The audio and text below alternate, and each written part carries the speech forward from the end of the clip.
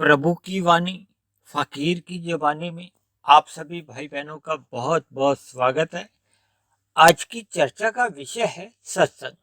देखिए, सत्संग कोई नया शब्द तो है नहीं, लेकिन फिर भी हमने इस सत्संग को जीवन सुधारने का पहला कदम के साथ जोड़कर एक अलग प्रयास। पिछले 2 वर्षों से हम प्रतिदिन लगभग किसी न किसी आध्यात्मिक विषय पे प्रत्यक्ष रूप से या अप्रत्यक्ष रूप से, जो कि शास्त्रों में 3 तत्वों की चर्चाएं की गई हैं, हम अपनी सभी सत्संग रूपी आध्यात्मिक कक्षाओं में भी इन्हीं 3 तत्वों पर ही चर्चाएं करते हैं, यानी कि आत्मा, परमात्मा और माया, यानी कि प्रकृति। और प्रकृति के ही जो 3 गुण हैं, तमोगुण, रजोगुण, सतोगुण, इन्हीं गुणों का ही एक विस्तार, जो आपको और हमें, जिस माया नगरी में आप और हम रहते हैं, जीवन जीते हैं, ये इन गुणों का ही 23 तत्वों में विस्तार होता है, जिसको एक साधारण मनुष्य माया भी कह देता है, प्रकृति भी, जबकि शास्त्रों में इन 23 तत्वों को विकृति कहा जाता है। जबकि मूल जो सतोगुण, रजोगुण और तमोगुण जो एक तत्व है, वो इन 23 तत्वों में विद्यमान रहते हैं, क्योंकि वो तत्व तो नित्य कहेगी। यानी हमारी जितनी भी चर्चाएं होती हैं, वो इन्हीं के इर्द गिर्द ही विभिन्न विषयों को लेकर होती है। इन विषयों में कुछ विषय हमारे प्रत्यक्ष रूप से भौतिक जान पड़ते हैं, लेकिन अप्रत्यक्ष रूप से हमारा लक्ष्य एक साधारण मनुष्य के जीवन में ज्ञान रूपी प्रकाश तर्कपूर्वक फैलाने का ही होता है, ताकि हम सभी मनुष्यों को जो मिला हुआ एक मनुष्य योनि का जो जीवन है, वो साकार हो, सफल हो, सार्थक हो। उसी दिशा में ही आज हम सत्संग के ऊपर कुछ चर्चा करने जा रहे हैं। देखिए, अक्सर लोग सत्संग को बहुत ही एक गंभीर विषय ले लेते हैं और अक्सर सत्संग को एक वृद्धावस्था के साथ ही जोड़ देते हैं। जबकि देखिए, सत्संग का अर्थ क्या है? सत्य का संग। हम अपने व्यवहार में सदा सत्य ही सुनना चाहते हैं। ये अलग बात है कि मनुष्य अपने जीवन में अक्सर कलयुग में तो झूठ बोलता हुआ ही दिखाई देता है, जबकि हम अपने जीवन में, अपने व्यवसाय में, अपने किसी कर्मचारी से या अपने परिवार में अपने बाल बच्चों से भी सदा ही सत्य बातें ही सुनना पसंद करते हैं। यानी स्वभाव से ही हमें सत्य जानने की जिज्ञासा होती है, इच्छा बनी रहती है। झूठ सुनना किसी को भी पसंद नहीं होता, भले ही कोई फिल्म अभिनेता हो, चाहे राजनेता हो, या किसी भी व्यवसाय में हो, चाहे वो सरकारी नौकरी में हो, चाहे प्राइवेट नौकरी में हो, या किसी भी व्यवसाय धंधे में हो। सभी मनुष्य अपनी अपनी स्थितियों में सदा ही अन्यों से सत्य ही सुनना पसंद करते हैं। जैसा कि हम सभी मनुष्य अपने अपने जीवन में हर क्षण सुधार देखना चाहते हैं, सकारात्मक रूप से। देखिए, कोई भी मनुष्य अपने जीवन में नकारात्मक रूप से सुधार नहीं चाहता। यानी कि हम आर्थिक रूप से हो या आध्यात्मिक रूप से सदा ही अपनी उन्नति चाहते हैं। कोई भी मनुष्य में अपनी अवनति की भावना नहीं रहती। इसलिए ही हमने आज के सत्संग को जीवन सुधारने का एक पहला कदम का एक नाम दिया है, ताकि हमारे जीवन में जो एक आध्यात्मिक यात्रा है, देखिए, जब जब हम आध्यात्मिक यात्रा करते हैं तो उसमें भौतिक यात्रा भी सहज ही आ जाती है। लेकिन जब जब मनुष्य केवल भौतिक यात्रा के लिए अग्रसर होता है, तो वो अपनी आध्यात्मिक यात्रा से वंचित रह जाता है। जबकि आपके हमारे 3 शरीर हैं, स्थूल शरीर, सूक्ष्म शरीर और कारण शरीर। ये तीनों शरीर भौतिक ही माने जाते हैं, क्योंकि भौतिक प्रकृति का ही हिस्सा है। जबकि आपकी हमारी जो आत्मा है, वो आध्यात्मिक विषय गिना जाता है। देखिए, परमात्मा है, उसमें क्योंकि परम शब्द आत्मा के साथ जुड़ जाता है, तो वो परमात्मा के लिए एक सत्ता को इंगित करता है, यानी कि परमात्मा एक सत्ता के लिए कहा जाता है। जबकि आत्मा तो अनंत है, मैं भी एक आत्मा हूँ, आप भी एक आत्मा है। ऐसे ही 84 लाख जोनियों में अनंत जीव हैं, उन सभी में एक एक आत्मा है।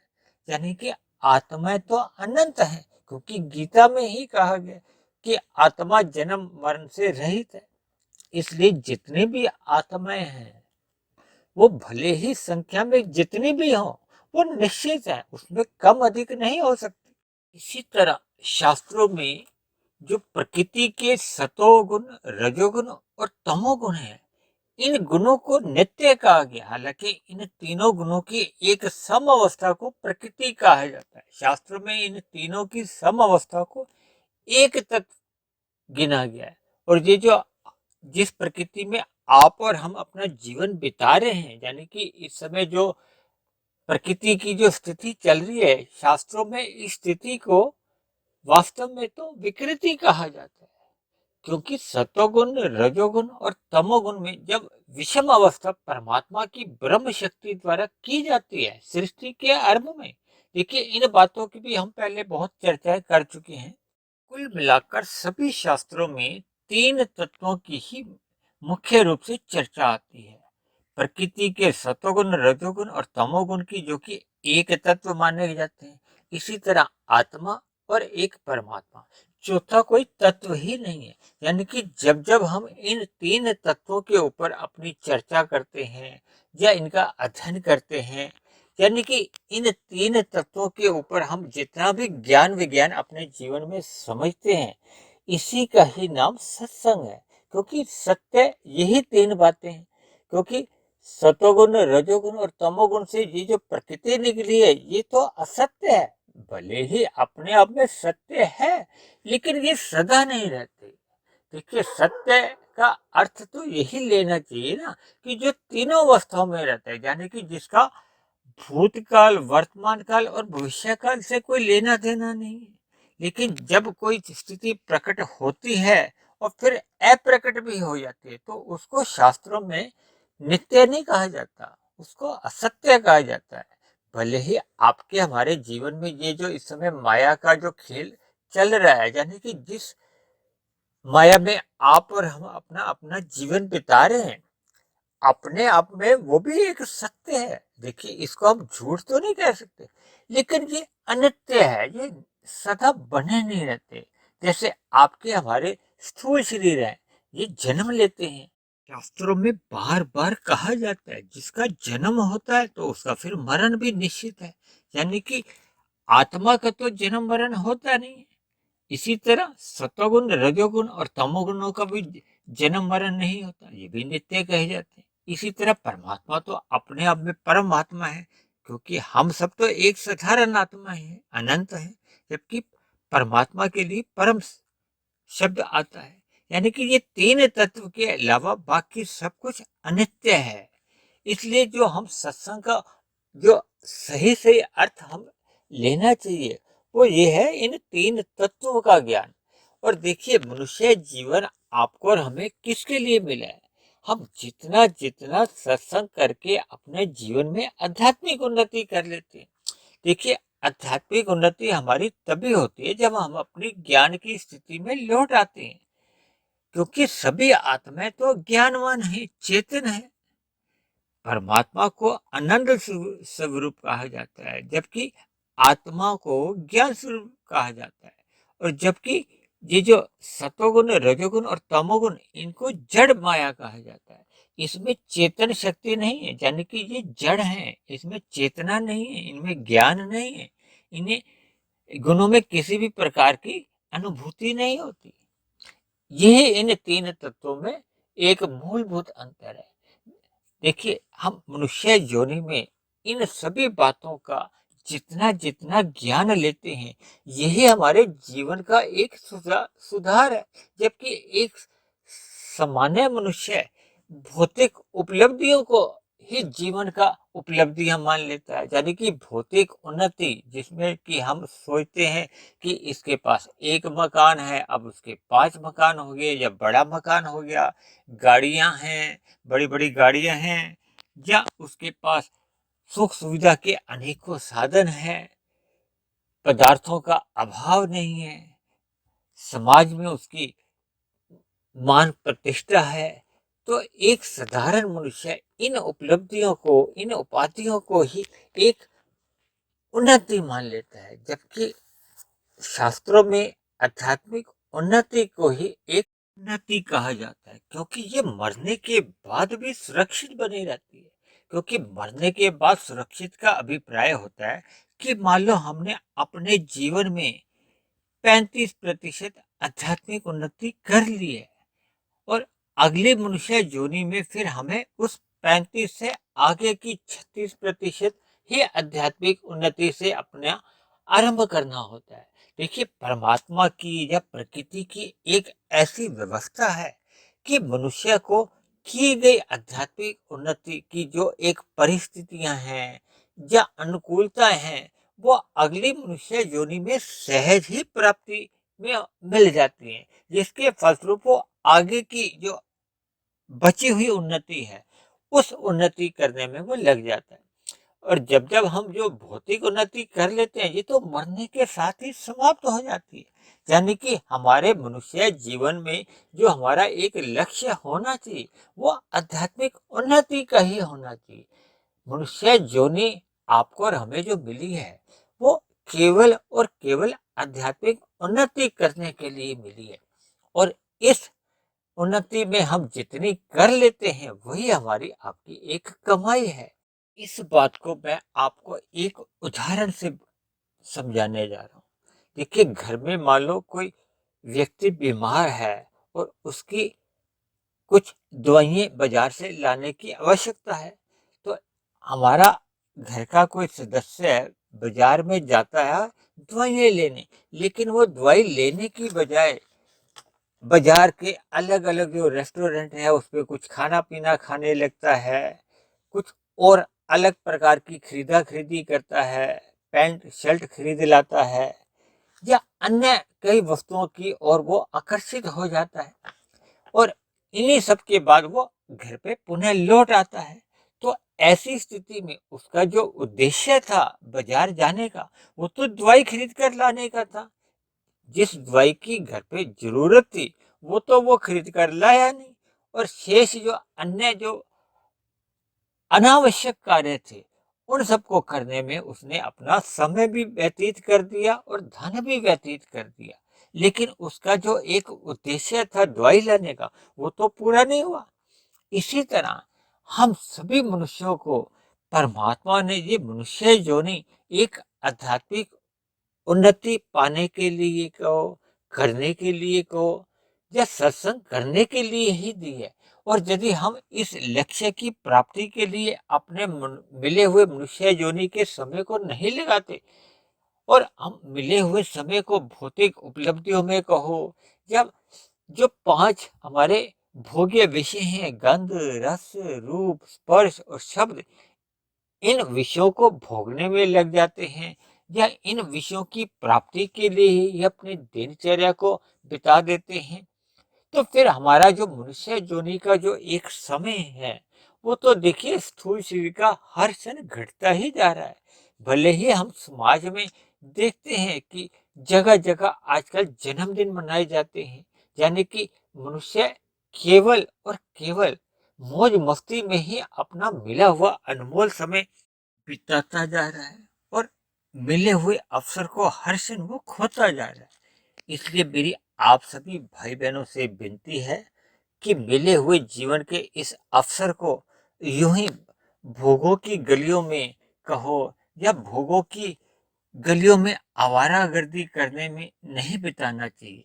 जिस लक्ष्य की प्राप्ति के लिए आपको और हमें ये मनुष्य जीवन मिला है, उस लक्ष्य की प्राप्ति की ओर ही हमें अग्रसर होना चाहिए।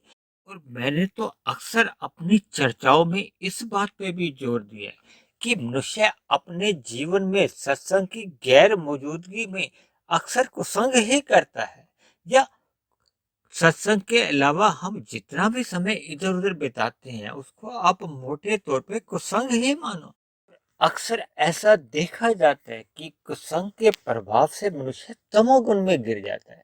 देखिए, जब तक मनुष्य इन भोगों की गलियों में रजोगुण में रहता हुआ भोग करता है, तब तक तो उसका पतन नहीं होता। और ये तभी संभव हो पाता है जब वो रजोगुण को सतोगुण की लगाम से संभाल के रखता है, यानी कि अपने रजोगुण को सतोगुण की लगाम से एक नियंत्रण में रखता है। जैसे हम अपनी गाड़ी चलाते हैं, अगर उस गाड़ी में ब्रेक नहीं हो तो फिर हम जितना भी भगा लेंगे तो कहीं न कहीं हमारा दुर्घटना होने की संभावना बनी रहती है। देखिए दुर्घटना क्या है? जब मनुष्य तमोगुण में गिर जाता है, क्योंकि रजोगुण में रहने से तो उसकी कोई अवनति नहीं होती, यानी किसी भी प्रकार की उसकी अधोगति नहीं होती। लेकिन अक्सर मनुष्य जब रजोगुण में अधिक गहरे तल पर उतर जाता है तो फिर ऐसे में उसकी सतोगुण की लगाम को या उसका सत्संग छूट जाता है। जब उसका सतोगुण की लगाम छूट जाती है या ढीली पड़ जाती है तो ऐसे में फिर रजोगुण बेलगाम हो जाता है। और जब रजोगुण बेलगाम हो जाता है तो इसका अभिप्राय लेना चाहिए कि हम भोगों में मर्यादा से अधिक लिप्त हो जाते हैं, हम व्यसनी बन जाते हैं, जिसके फलस्वरूप कब मनुष्य तमोगुण में गिर जाता है, यानी कि इन भोगों की गलियों में रहता हुआ कब मनुष्य अन्य जीवों के साथ छल कपट ठगी हेरा फेरी जैसे अन्यायपूर्ण कर्म करने लगता है, यानी कि वो पाप कर्म में गिर जाता है, जिसके फलस्वरूप मनुष्य के कारण शरीर में कर्माशय बिगड़ जाता है, उसके बुरे संस्कार बनने लगते हैं, जिसके फलस्वरूप मनुष्य की मरने के बाद अधोगति होने की संभावना बढ़ जाती है। जबकि मनुष्य जो नहीं आपको और हमें तो केवल सत्संग करने के लिए मिला था। इसलिए मेरी आप सभी भाई बहनों से विनती है कि जीवन में सत्संग को अधिक महत्व दीजिए, ताकि हम जितना जितना सतोगुण में अपने आप को स्थित कर लेंगे तो ऐसे में फिर मनुष्य की तमोगुण में गिरने की जो संभावनाएं रहती हैं वो समाप्त हो जाती हैं। तो ऐसे में मनुष्य रजोगुण में या सतोगुण में ही अपने आप को स्थित कर सकता है। और यदि मनुष्य सतोगुण से विशुद्ध सतोगुण यानी कि परमात्मा की और आध्यात्मिक उन्नति करने में लगता है तो ये हमारी आपकी मनुष्य योनि का जो एक अवसर है उसका एक सदुपयोग होता है। यानी कि मनुष्य योनि में जब हम सतोगुण से विशुद्ध सतोगुण की आध्यात्मिक यात्रा में लग जाते हैं, यह मनुष्य योनि की एक शुद्ध कमाई है। और इस शुद्ध कमाई को प्राप्त करने के लिए हम सभी मनुष्यों को हर क्षण प्रयत्नशील रहना चाहिए। इन्हीं शब्दों के साथ आज की चर्चा को अब हम यहीं विश्राम देते हैं। आप किसी भाई बहन का कोई प्रश्न हो, कोई बात समझ में नहीं आई हो, जब मेरी कही गई किसी बात पे आपको कोई आपत्ति हो, यानी मेरी कही गई बात आपको तर्क संगत सही नहीं लगती हो, तो आप नीचे दिए गए कमेंट्स बॉक्स पर जाकर आप अपने प्रश्न भी लिख सकते हैं। आपका कोई सुझाव हो तो आप अपना सुझाव भी लिख सकते हैं। और यदि आपकी कोई आपत्ति हो तो आप उस आपत्ति को भी कमेंट्स बॉक्स पर जाकर लिख सकते हैं। और यदि मेरे बने हुए ये वीडियो जो प्रतिदिन ब्रह्म मुहूर्त में ही प्रसारित कर दिए जाते हैं आपको अच्छे लगते हैं तो मेरी आप सभी भाई बहनों से विनती है कि आप मेरे इस आध्यात्मिक ज्ञानात्मक चैनल को स्वयं भी सब्सक्राइब करें व अन्य जिज्ञासु भाई बहनों को भी इस आध्यात्मिक ज्ञानात्मक चैनल से जोड़ने का प्रयास करें, ताकि समाज में हम सभी मनुष्यों को एक सतोगुणी वातावरण में जीवन जीने का आनंद मिले। इन्हीं शब्दों के साथ आज की चर्चा को अब हम यहीं विश्राम देते हैं। कल फिर मिलते हैं एक नए विषय को लेकर, एक नए संदेश के साथ। तब तक आप सभी भाई बहनों का बहुत बहुत धन्यवाद।